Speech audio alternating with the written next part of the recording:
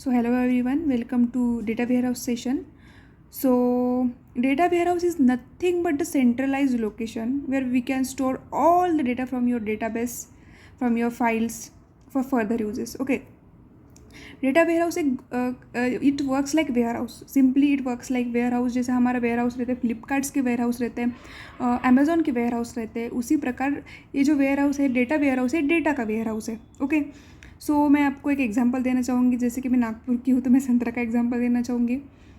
सो संतरा from various regions like Narkhed के संतरा हो गए, काटोल के संतरा हो गए और वेरियस सोर्सेस. वो संतरा जो है हम वेयर हाउस में स्टोर करते हैं. ओके. सो वो हो गया एक वेयर हाउस. उसी प्रकार हम जो जिसमें डेटा स्टोर करते हैं वो हो गया data warehouse. Okay.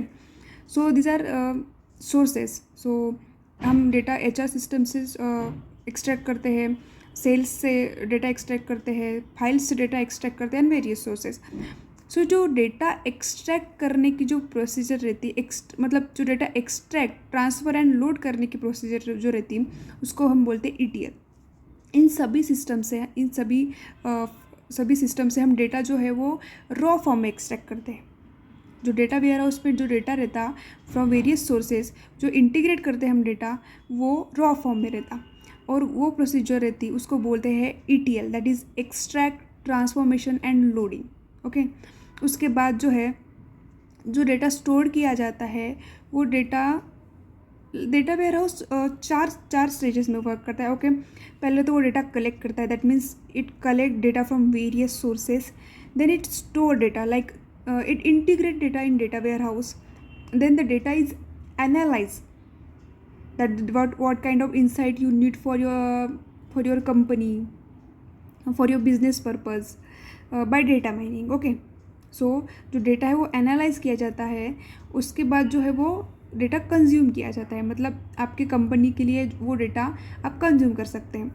So that mining is nothing but the आप एक बड़ा पैच रहता है, एक बिग पैच, मतलब बिग डेटा का पैच रहता है. उसमें से आप जो आपका यूज़फुल है, उसमें वो यूज़फुल इंसाइट्स है वो यूज़ करते हैं, उसको आप माइनिंग बोल सकते हैं. उसके बाद डेटा एनालाइज होता है और रिपोर्टिंग, मतलब आप जो डेटा है वो अपने कंपनी के लिए फर्दर यूज़ के लिए यूज़ कर सकते हैं.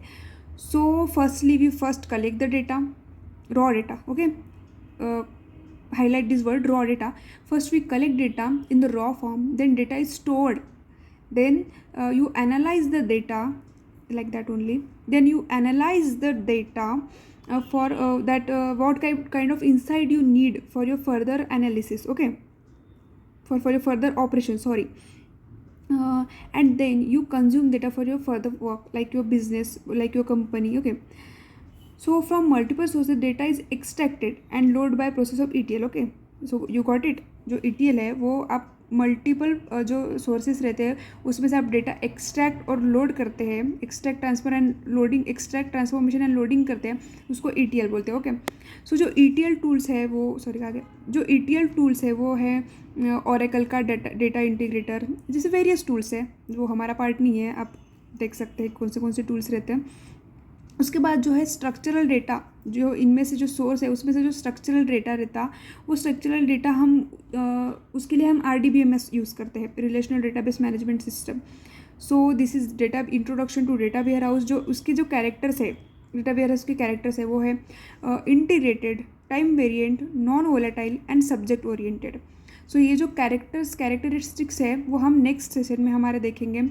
सो अगर आपको ये वीडियो अच्छा लगा होगा तो please like, do like, share and subscribe to my channel. Thank you so much guys.